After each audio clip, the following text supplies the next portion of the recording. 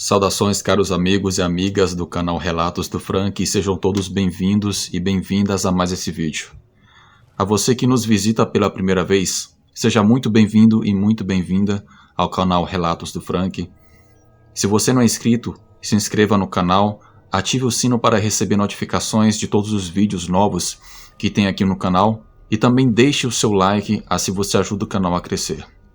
Galera, se você tem interesse de poder mudar a sua vida financeira e poder trabalhar em casa, fique até o final desse vídeo, que no final desse relato eu vou dar um recado muito importante para vocês.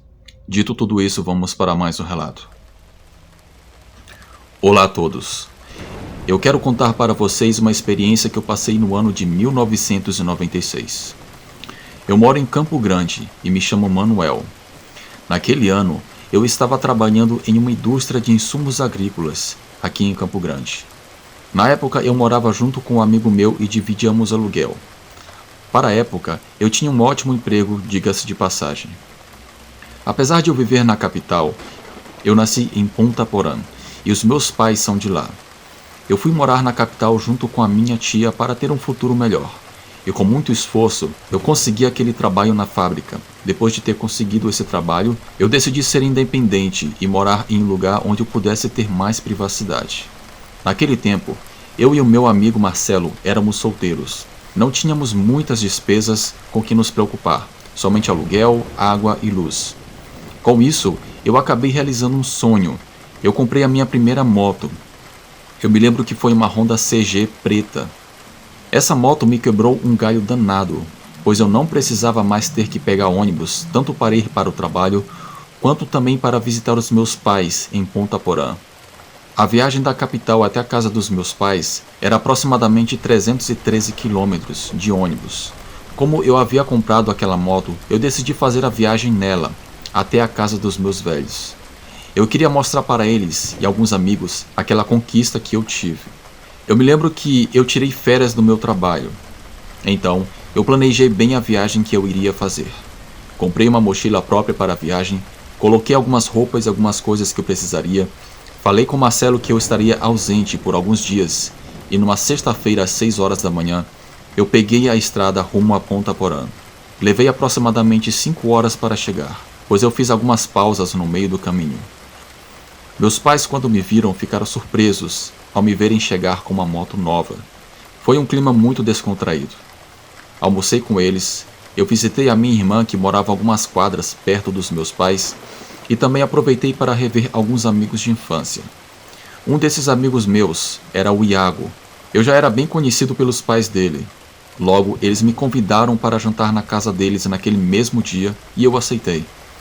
Falei para os meus pais que eu iria jantar na casa do Iago. Enfim, quando deu umas 7 horas da noite, eu fui para a casa do meu amigo, e quando cheguei lá, eu vi uma moça encantadora que se chamava Inês. Os seus pais me apresentaram para ela. A Inês era a prima do Iago. Ela morava em uma cidade vizinha, e por coincidência, ela estava visitando Ponta Porã também. Eu me apaixonei por aquela mulher. Nós jantamos, batemos um papo, mas eu não conseguia parar de olhar para ela.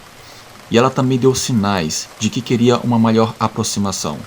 Me lembro que em um certo momento, o Iago, eu e a Inês, fomos para o terraço da casa e lá ficamos conversando, após o jantar. O Iago saiu para ir ao banheiro, então eu aproveitei aquele momento para paquerar a Inês. Ela disse que havia se divorciado do seu ex-marido alguns meses atrás. Após alguns minutos, o Iago, percebendo que estava rolando um clima entre a gente, ele disse que iria dormir e resolveu deixar nós dois lá conversando à vontade. Conversa vai, conversa vem, eu e a Inês nos beijamos. Ficamos ali por um bom tempo, até que quando deu por volta de 11h30 da noite, ela disse que precisava dormir. Mas eu perguntei para ela se ela topava sair comigo na noite seguinte para a gente comer alguma coisa no centro da cidade e ela aceitou. Voltei para a casa dos meus pais. Eu não conseguia parar de pensar naquela mulher. E eu estava ansioso para o nosso próximo encontro. No dia seguinte, fiquei fazendo companhia para os meus pais e ajudei eles também fazendo algumas tarefas domésticas. Quando deu por volta das 7 horas da noite, eu fui para a casa do Iago buscar a Inês em minha moto. Quando eu cheguei, ela subiu na minha moto e fomos até uma lanchonete no centro da cidade. Comemos um cachorro-quente e depois levei ela para uma praça. E ali ficamos de novo e também conversamos bastante. O clima estava tão bom que eu senti que iríamos avançar para um outro nível.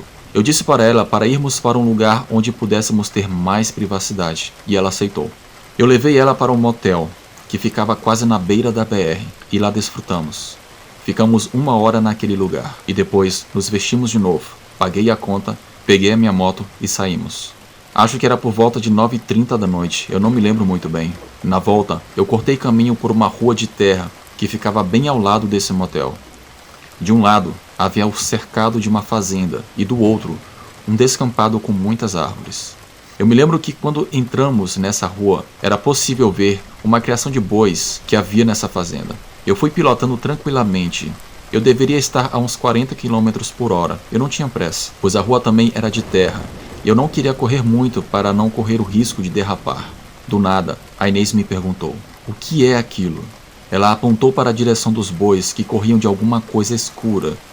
E eu fiquei olhando aquilo e percebi que era um animal quase do tamanho dos bois também, e estava atacando os animais. Nesse momento, o pior aconteceu. Aquele animal percebeu que estávamos passando ali. Ele se esqueceu dos bois e começou a correr na nossa direção.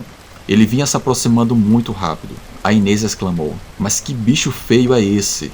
Eu tinha que me concentrar olhando para frente, mas às vezes eu olhava para o lado para ver o que era aquilo. Foi então que eu pude ver que aquele animal era horripilante.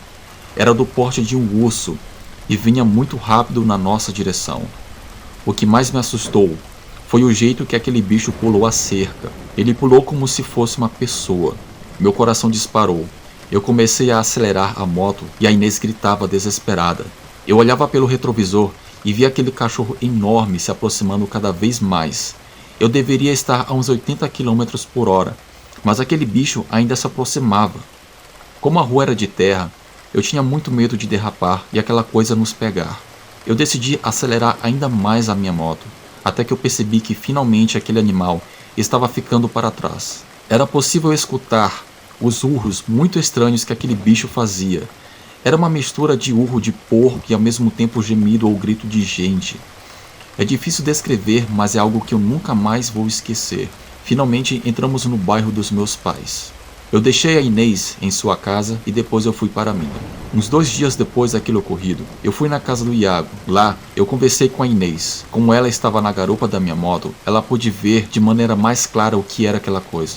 Ela ainda estava muito assustada. Ela disse que aquele bicho tinha uma cabeça que parecia porco e cachorro ao mesmo tempo, pois as suas orelhas eram meio caídas como se fosse a de um suíno. Os seus olhos brilhavam muito e o seu olhar era de ódio.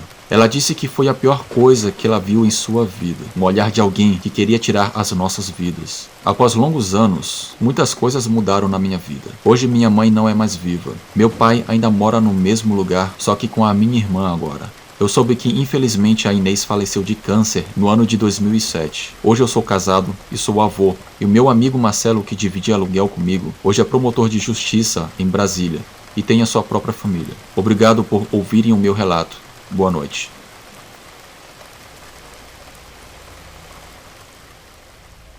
A você que viu esse vídeo até o final, eu agradeço pela sua presença.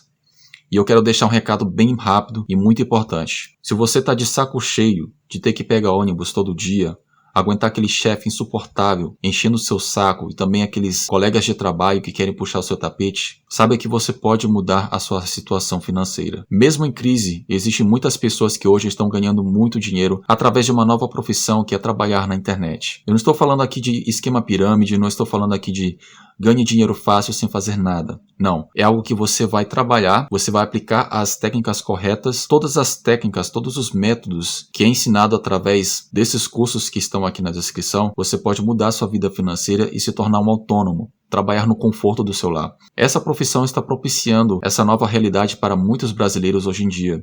Muitos brasileiros estão conseguindo driblar a crise que nós estamos vivendo hoje em dia. Como eu disse, é algo que você vai ter que trabalhar, mas você vai ter o conhecimento de como aplicar essas técnicas para ganhar dinheiro pela internet. Eu não estaria aqui arriscando a reputação do canal se isso realmente não funcionasse. Eu vou deixar aqui na descrição desse vídeo e também no comentário fixado 2 links em que você pode acessar esses cursos, e lá também vão te dar todas as dicas, todas as informações para que você possa mudar sua vida de verdade e realizar os seus sonhos. Se você tem interesse, clica nos links que estão aqui embaixo. Desejo sucesso a todos vocês. Obrigado por assistir esse vídeo. Até a próxima.